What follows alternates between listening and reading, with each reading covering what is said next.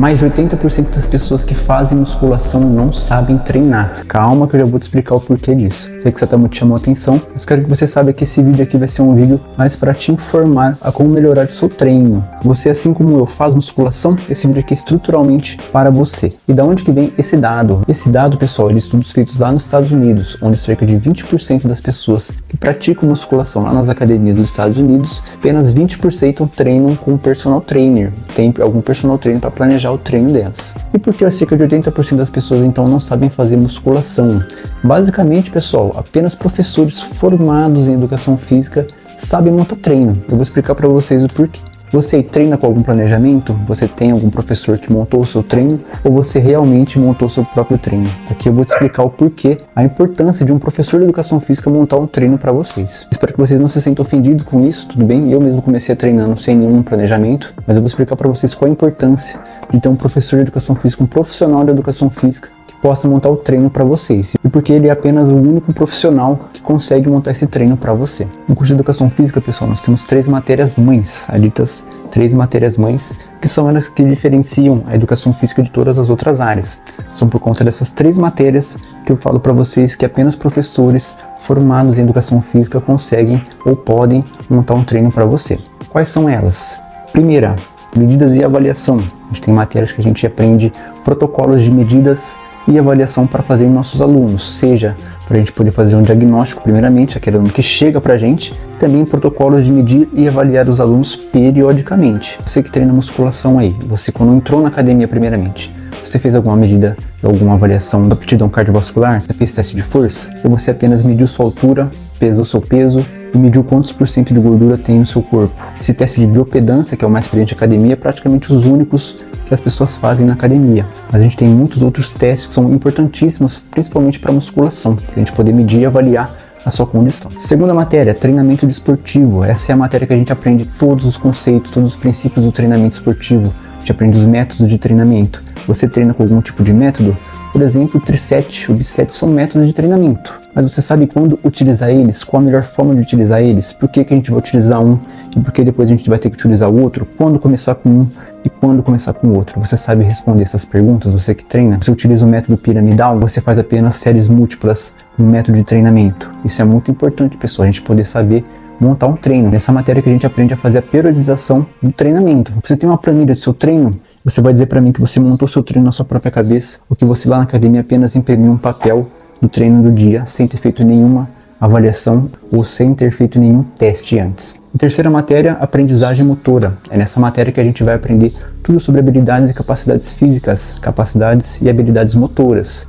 É nela que a gente vai poder, por exemplo, no aluno que chega pra gente, que nunca treinou, como que a gente vai poder começar a induzir ele para musculação com os melhores exercícios para aquele tipo de pessoa, para uma pessoa que nunca treinou, por exemplo, e está chegando para a gente. Vou colocar ele para fazer um exercício de pessoas mais avançadas, como avaliar as habilidades dele, se ele já treinou, se ele sabe puxar ferro ou não, se ele sabe principalmente a biomecânica daquele aparelho. Por isso que essa matéria é tão importante para a gente, que ela vai nos nortear a como evoluir o nosso aluno na questão de habilidade motora. Você que já treina aí, você já fez alguma avaliação na academia, sem ser avaliação de biopedância, de gordura corporal, de estatura? Você já fez algum teste de VO2 máximo? Você fez teste de força para saber a intensidade do seu treino, para você saber o seu 1RM, que é uma variável extremamente importante na musculação para a gente poder montar treino, planejar treino? Você já fez isso alguma vez? Isso é um grande erro da musculação, pessoal. Muitas vezes as pessoas que treinam na academia não sabem o que estão fazendo, infelizmente. Se eu chegar para a pessoa e perguntar se ela já fez alguma avaliação, se ela fez algum teste de força para saber qual é o máximo que ela consegue levantar, por exemplo, numa rosca direta, qual é a força máxima do bíceps dela, ela não vai saber. Aí eu vou perguntar para ela por que ela está colocando esse peso, qual que é a intensidade desse peso. Se essa pessoa nunca fez essa avaliação, pessoal, ela realmente não sabe o que está treinando. Você também precisa conhecer os métodos de treino, você precisa saber qual o melhor método para você treinar, para você alcançar aquele objetivo que você traçou quando você entrou na academia. Por exemplo, você que quer crescer massa muscular, a pessoa ela chega na academia, fala para o professor que ela quer crescer massa muscular. Principalmente homens, que segundo pesquisas, na maioria dos homens que treinam musculação buscam um aumento de massa muscular, buscam a estética corporal. Então essa pessoa entrou na academia com o objetivo de crescer massa muscular. Mas quanto? Qual que é o seu objetivo? Você mediu a circunferência do seu bíceps? Você mediu a circunferência da sua coxa? Você tem ideia de quantos centímetros tem seu braço? O objetivo, pessoal, ele tem que ser claro. Você, por exemplo, tem 35 centímetros de braço, por exemplo, você vai colocar como objetivo colocar 40 centímetros de braço. Isso é um objetivo, 40 centímetros. Tem que ter um número ali. Você fala para mim que você quer apenas crescer, isso é muito subjetivo. Quanto você quer crescer? A gente tem que quantificar isso. Isso sim é um objetivo. E esse número a gente só alcança ele, a gente só coloca ele no papel quando a gente faz alguma avaliação, quando a gente faz testes. E como eu disse antes, esse é um grande erro da musculação. As pessoas não fazem nenhum tipo de teste, fazem nenhum tipo de teste de força, não faz teste de aptidão cardiovascular, que é o nosso teste de VO2 máximo. Ela não sabe quais são os músculos que são mais fracos que os outros, que geralmente pessoas sedentárias, e mesmo pessoas que já treinam, porque geralmente pessoas que já treinam dão preferência para um grupo muscular, e geralmente esse músculo tem mais força que um outro grupo muscular. Isso é ruim. E são nesses testes que a gente pode diagnosticar qual grupo muscular que a gente vai ter que treinar primeiro, qual que vai ser as primeiras adaptações. Porque a gente pegou esses grupos musculares que são mais fracos, mediante aquelas avaliações que a gente descobriu quais são os músculos mais fracos, a gente treinou eles principalmente, deu mais ênfase neles, colocou eles num nível igual de força do que os outros grupos musculares, e aí sim a gente pode ir atrás daquele objetivo de conseguir uma estética corporal mais bonita, já que a gente passou por esse período todo de adaptação fisiológica e de conserto. Para você ter uma ideia, pessoal, do erro que é a pessoa nunca ter feito uma avaliação, nunca ter feito um teste, mas estar treinando diariamente, eu vou trazer aqui os testes que eu fiz com a minha irmã, tanto da aptidão cardiovascular dela, como os testes de força, para vocês terem uma ideia. Primeiro teste que eu fiz com ela, teste de VO2 máximo. Você sabe o que é o VO2 máximo? VO2 máximo, para quem não sabe, acredito que quem treina musculação já pelo menos deveria saber. VO2 máximo, para quem não sabe, é a nossa variável fisiológica para a gente poder medir a nossa capacidade cardiovascular, a nossa aptidão cardiovascular. É a partir do número do nosso VO2 máximo que a gente pode distinguir se a gente tem uma aptidão cardiovascular boa ou ruim. A partir dos testes de VO2 máximo também que a gente pode descobrir se a pessoa tem algum problema cardiovascular. Existem várias formas, vários protocolos para a gente poder fazer esse teste de VO2 máximo. Existem protocolos específicos para um tipo de pessoa, para a faixa etária, para o objetivo dela e também pelo tipo de condicionamento físico dela. Isso é muito importante na hora de fazer uma avaliação. Então a gente foi para a academia de musculação, lá eu fiz o teste com ela de VO2 máximo na esteira, seguindo um protocolo. Para vocês terem uma ideia, pessoal, existem médias, valores médios de pessoas, por exemplo, de 20 a 30 anos, adultos, jovens, idosos, mulheres ou homens, sedentários ou ativos, de VO2 máximo. Existem valores já testados, já quantificados cientificamente, que a gente pode utilizar como parâmetro para medir a nossa capacidade cardiovascular, para a gente poder utilizar como parâmetro para poder comparar a nossa aptidão cardiovascular. Para isso a gente dá um diagnóstico para a nossa aptidão cardiovascular, se ela está no nível médio, se ela está boa, se ela está ruim, se ela está abaixo da média. Isso é muito importante pra gente. Então lá na esteira a gente começou o teste. E como que a gente fez esse teste? Claro que antes fez algum alongamento, bem brevezinho, nada muito forte, só para dar uma soltada na musculatura. Subiu na esteira, coloquei uma velocidade de 4 km por hora para ela poder começar a caminhar por cerca de 2, 3 minutos. Esse é o protocolo, e colocando uma inclinação de 1%. Ela passou esses 3 minutos caminhando a 4 por hora. Aí a gente vai começar agora a dar início ao teste. Então eu aumento 1 km por hora. Então subiu para 5 km por hora a caminhada. Assim ela ficou caminhando por 2 minutos a 5 km por hora. Perto de acabar os 2 minutos, faltando uns 10 segundos, eu pergunto para ela como que tá. Dá para aumentar mais 1 km por hora? Tá conseguindo? Tá fadigando? Falou que tava tudo certo, podia subir. Deu 2 minutos a mais 1 km. Agora ela vai caminhar mais 2 minutos em 6 km por hora. Perto de acabar esses 2 minutos, pergunto mais uma vez. E aí, como é que tá? Tá bem? Já tava um pouquinho mais cansada. Nesse teste, pessoal, eu não acabei não levando a escala de Borg para medir a intensidade. Isso é muito importante também. Mas claro que eu acabava perguntando para ela como que estava a intensidade do exercício. Estava leve, estava intenso, um pouco intenso, muito intenso, que isso é uma variável importante para a gente poder medir o esforço físico daquela tarefa. Então ficou ali 2 minutos caminhando 6 km por hora. Para quem não sabe, 6 km por hora é uma caminhada muito rápida, é quase um trote. Então antes de acabar os 2 minutos, perguntei se dava para aumentar mais 1 km. Eu estava numa intensidade bem intensa, mas ela falou que aguentava mais 1 km. Então eu aumentei mais 1 km na velocidade da esteira. E agora ela está a 7 km por hora, num trote já, 7 km é uma velocidade de um trote, para fazer mais 2 minutos. Mas antes de dar 2 minutos, cerca de 40 segundos, após eu ter aumentado 1 km por hora, ela pediu para parar, que já tinha chegado num nível muito intenso e ela já tinha fadigado.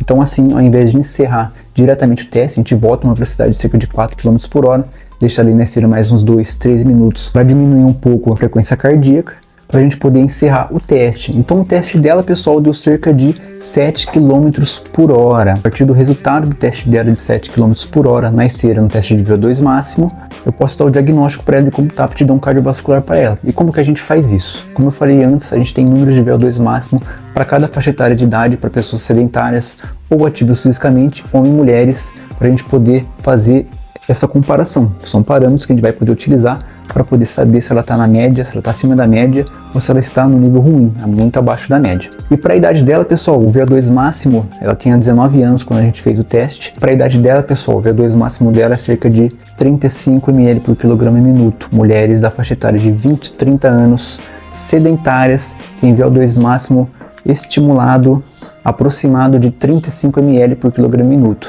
32, 38, média 35 ml por quilograma minuto. Como minha irmã na época tinha 19 anos, então eu coloquei ele numa média de 32, 33 ml por quilograma minuto. Isso, pessoal, dá cerca de 9 METs. O que significa 9 METs? Você que treina, você já deve saber o que significa MET. É o equivalente metabólico da tarefa. Toda tarefa tem uma intensidade. Esse número de METs que não vai mostrar o quão intenso é aquela tarefa.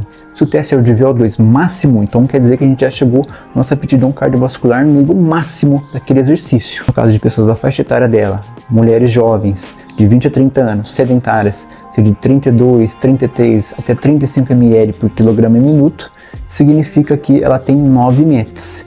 Mas de onde que vem esse 9 METs? Para vocês saberem, pessoal, em repouso, eu aqui sentado, você sentado que está me assistindo, a gente está praticamente em 1 MET. O equivalente metabólico da tarefa de repouso, de estar sentado em uma cadeira, de estar deitado, é de 1 MET. Qual que é o número de VO2 da nossa tarefa de repouso aqui? 1 MET, pessoal, é equivalente a 3,5 ml por quilograma minuto. O que significa ml por quilograma minuto? Significa mililitros de oxigênio por minuto para cada quilo de peso corporal. Ou seja, nós aqui em repouso sentados estamos gastando 3,5 mililitros de oxigênio por minuto para cada quilo de peso corporal. A gente pegar esse valor 3,5 e fazer vezes 9, a gente vai chegar no resultado de 31,5 ml, 32 ml de quilograma minuto, que é praticamente a média de VO2 máximo, mulheres de 20 a 30 anos, jovens, sedentárias. Lembra do resultado dela, que ela parou na esteira a 7 km por hora? 7 km por hora é equivalente a 7 METs. Fazendo aquela conta básica, 7 vezes 3,5 igual a 24,525 ml por quilograma minuto. Ou seja, no teste de VO2 máximo da irmã, nos mostrou que ela está abaixo da média de pessoas da faixa etária dela sedentárias, o que é ruim. E 32 para 25 pessoas é praticamente 20% abaixo da média, ou seja, o diagnóstico dela é ruim, a aptidão cardiovascular dela está ruim. A partir do simples teste de esteira, a gente pode verificar isso. A partir do diagnóstico, pessoal, a partir de a gente descobrir se a pessoa está na média, está já acima da média ou está abaixo da média, a gente traça o nosso objetivo. Como o VO2 máximo dela é de 7 METs, mas a média era de 9 METs, a gente vai querer alcançar um objetivo que eu tracei para ela, no caso, depois que eu fiz o teste, depois de ter feito o diagnóstico, de 11 METs. A gente não quer chegar na média, pessoal. Nenhum professor quer ver o aluno na média. Se eu tivesse feito o teste com ela de VO2 máximo, tivesse descoberto que ela estava já na média, eu já mesmo assim eu iria querer traçar um nível acima da média. Então, a partir do diagnóstico, eu tracei para ela uma meta, um objetivo de alcançar 11 METs. Isso é um objetivo, pessoal. Números. A gente tem que ter números. Quero melhorar a aptidão cardiovascular. Mas quanto? Como que está a sua aptidão cardiovascular hoje? O professor da sua academia, pessoal, ele sabe fazer esse teste. Todos os professores de educação física sabem fazer esse teste. Peço que você que nunca fez, peça para o professor fazer. É o básico para você saber como está a sua aptidão cardiovascular. Após fazer o teste de aptidão cardiovascular, teste de VO2 máximo, no outro dia a gente foi fazer os testes de força. Porque se ela quer puxar ferro, você que puxa ferro, você tem que saber principalmente o seu máximo, o seu 1RM, que é a partir do seu 1RM que você vai conseguir montar treino. Não tem como montar treino se você não saber qual que é o seu 1RM de todos os grupos musculares. Então a gente foi no outro dia para fazer esse teste. Aqui eu vou trazer para vocês o resultado de apenas um aparelho, do leg press. O leg press de 45 graus. E para a gente poder medir, pessoal, o 1RM da pessoa, poder saber o máximo dela, a gente também tem vários protocolos para poder seguir. O protocolo de 1RM é um protocolo para pessoas mais avançadas, para pessoas que já treinam. Nós temos outro protocolo para esse tipo de perfil, para esse tipo de público sedentário que nunca treinou, que é o teste de repetições máximas. Você conhece o teste de repetições máximas? Você que já treina, você já fez algum teste de repetições máximas? Você já fez o teste de 1RM? Você sabe qual que é o seu máximo? Isso é muito importante, pessoal. É a partir desses testes que a gente vai poder começar a planejar um treino. A gente precisa ter números, a gente precisa ter dados para a gente poder começar a planejar um treinamento, seja para hipertrofia, seja para emagrecimento, seja para condicionamento físico. Vamos voltar lá no teste do leg press de 45 graus. Assim como no VO2 máximo nós temos valores médios para diferentes populações, nós também temos valores médios de 1RM para diferentes populações. Então existe um valor de 1RM médio estimado para mulheres de 20 a 30 anos sedentárias. Esses valores médios são importantes para a gente poder diagnosticar o nosso aluno e também para poder fazer o teste. Então ela sentou ali no leg press e eu coloquei para ela fazer o teste 40 quilos no leg. E como que funciona o teste, pessoal? Ela vai fazer a extensão e a flexão do joelho o máximo que ela conseguir com esse peso, por isso que não pode ser um peso muito pesado assim. No teste de 1RM, você já vai colocar aquele número de 1RM estimado para ela fazer 1, 2, no máximo 3 repetições. Qual foi o resultado do teste, pessoal? Ela fez 8 repetições máximas com 40 quilos no leg press. A partir dos dados desse teste, pessoal, como o número de repetições que ela fez e o peso que ela utilizou no leg press, a gente vai colocar tudo isso numa fórmula que a gente vai estimar um RM dela para o leg press. E a fórmula é o seguinte: um RM é igual a 40, que é o peso que ela utilizou, vezes, entre parênteses, 1 mais 8, 8 número de repetições, dividido por 30. Com essa fórmula básica a gente calcula um RM, a partir de um teste de repetições máximas. E com essa fórmula a gente estima que um RM dela no leg press 45 graus é de 50 quilos. Descobrimos então qual que é o 1RM dela para o leg press 45 graus. Como que a gente vai saber se ela está abaixo ou acima da média? Existe no treinamento, pessoal, algo que a gente chama de índice de força máxima relativa. Assim como a gente tem a força máxima absoluta, a gente tem a força máxima relativa. Por exemplo, indivíduo A, 80 quilos, e indivíduo B, 100 quilos. Vamos dizer que os dois indivíduos foram submetidos ao teste de 1RM no supino reto. E a partir do teste a gente descobriu que 1RM do indivíduo de 80 quilos no supino reto é 80. Então, 80 quilos é 1RM desse indivíduo. E no indivíduo B também, o teste dele não mostrou que o 1RM dele é de 80 quilos. Como que a gente vai descobrir quem que é o mais forte?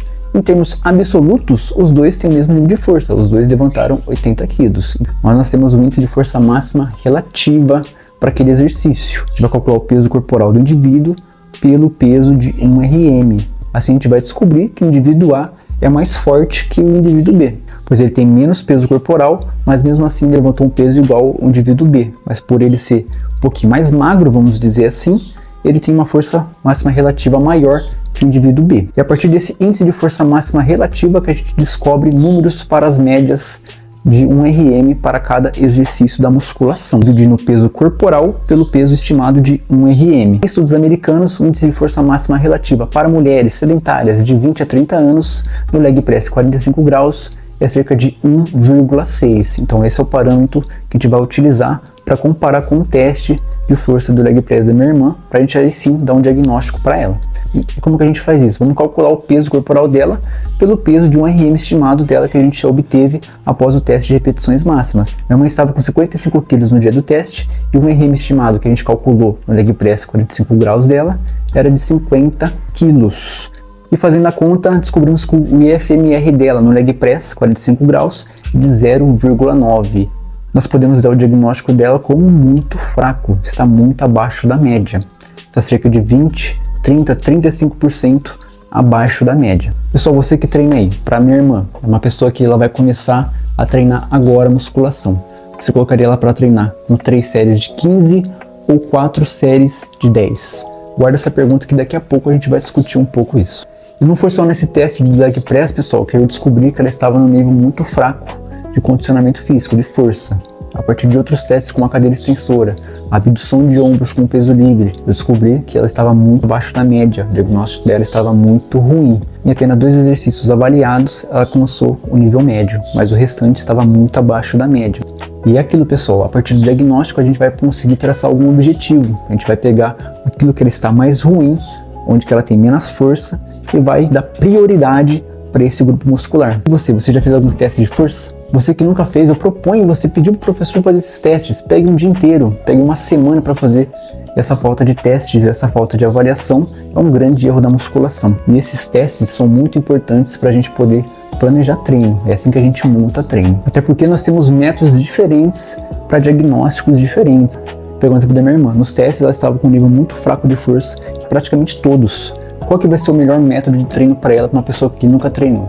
Aí voltando àquela pergunta lá, qual você escolheu para ela começar a treinar? 3 de 15 ou 4 de 10? Eu digo para vocês que é nenhum dos dois. Uma pessoa que nunca treinou, pessoal, para um indivíduo que nunca pisou numa academia, o método para treinar é praticamente fazer uma série, no máximo 2 e ir embora. Eu acredito que você escolheu o 3 de 15, porque é praticamente aquele treino que tem um perfil mais de resistência muscular. Não é um treino mais focado para estética ainda, é um treino mais voltado para hipertrofia metabólica. Mas assim, pessoal, para quem nunca treinou, quem nunca fez uma academia, que a partir de um teste a gente descobre que o nível de força dele está no nível muito fraco, a gente não pode começar com 3 séries. 3 séries já é uma pessoa que está saindo praticamente de um iniciante 1 para um iniciante 2. Existem níveis de treinamento para a gente poder aplicar o melhor método possível. E pelo perfil dela, o melhor método possível seria aqueles métodos de circuito, fazendo uma volta apenas em todos os aparelhos ou no máximo 2. Como o nível dele está muito fraco, pessoal, o certo é apenas dar uma volta. Enfim, depende muito do planejamento do professor. E eu mesmo, pessoal, quando eu comecei a treinar, eu não tive nenhuma dessas avaliações, eu não sabia nada de método de treino. Até quando eu comecei a fazer faculdade, no primeiro e segundo ano, eu já estava achando que eu já sabia montar muito treino, que eu já era um dos maiores treinadores de musculação e que ninguém sabia mais nada. Já pensava que eu sabia montar treino sem mesmo passar por essas matérias. E isso não dá. Então fica aqui minha grande dica para você que está treinando, mas que nunca fez nenhum tipo de teste ou de avaliação. Faça os testes de VO2 máximo e faça o teste de força. Isso é muito importante. Peça para o professor fazer com você. Ele sabe fazer, ele sabe os protocolos. Isso vai te dar um parâmetro de como você está hoje, o que você pode melhorar. Traçando um objetivo, isso te dá mais motivação para treinar. Para vocês terem uma ideia, minha irmã um tempo atrás ela foi começar a fazer musculação, depois de tanto tempo pedindo para ela. Mesmo com os diagnósticos, pessoal, eu montei um treino para ela a partir desses diagnósticos, dos testes que eu fiz com ela, só que ela acabou não indo treinar. Isso faz muito tempo que eu tinha feito esse teste com ela. Ela acabou deixando de lado, não quis fazer academia. Porque uma das faltas de motivação dela para treinar é que ela não queria treinar sozinha. Ela queria que tivesse alguém para treinar com ela. E eu não conseguia ir porque eu trabalhava em outro lugar, ficava muito ocupado e eu não estava focando tanto em treinamento. Assim, eu apenas fiz os testes com ela para poder dar uma motivação maior. Principalmente para ela ter uma ideia de como estava o condicionamento físico dela. E só agora, um tempo atrás, ela começou a fazer musculação. E a partir do segundo dia que ela fez a academia, eu perguntei para ela o que o professor passou para ela. E adivinha? 3 de 15. O professor não fez nenhuma avaliação com ela, não sabia que ela estava num nível tão fraco assim de força. E já colocou uma carga de treino para ela muito alta.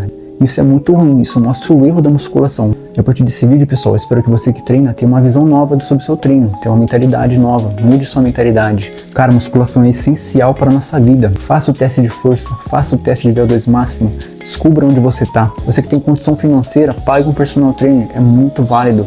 Olha o trabalho que é montar um treino. Você dizer para mim, você tem que ter todas as variáveis, você monta o treino da semana, do dia, a partir da intensidade do seu 1RM, seja para você que está começando, para você que treina há algum tempo. Essa variável de quantos por cento de 1RM você vai utilizar para puxar um peso é o fator mais importante do seu treino, é a intensidade. Você tem que saber o porquê dessa intensidade, o porquê desse peso. Não é só apenas puxar e descobrir que a partir da 10ª repetição, no máximo, você está fazendo um treino de hipertrofia.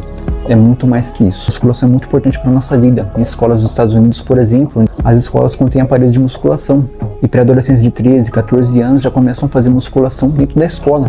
Já começam a ter uma noção de quanto é importante fazer musculação, quanto isso é importante para a nossa saúde. Eu espero que você tenha entendido a importância de periodização do treino. Eu espero que você tenha entendido a importância de uma avaliação. Eu espero que você tenha entendido quão é importante você fazer um teste de força, você fazer um teste de VO2 máximo. Quanto é importante você saber como você está agora, independente se você já treina há 1, 2, 3 anos ou você que está pensando em começar a treinar.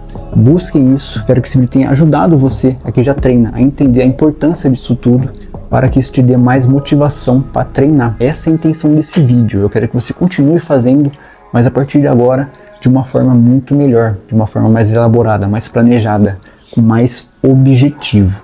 Pessoal, se vocês gostaram do vídeo, se você vê que esse vídeo te trouxe algo novo, se esse vídeo te abriu novos horizontes para o seu treinamento ou para a sua vida, peço que você se inscreva no canal, deixe seu like, escreva no comentário se você quer algum tipo de vídeo, algum assunto para eu poder fazer um vídeo para vocês. Minhas redes sociais estão aqui no link da descrição do vídeo, caso vocês queiram seguir. E vamos para cima. Até o próximo vídeo.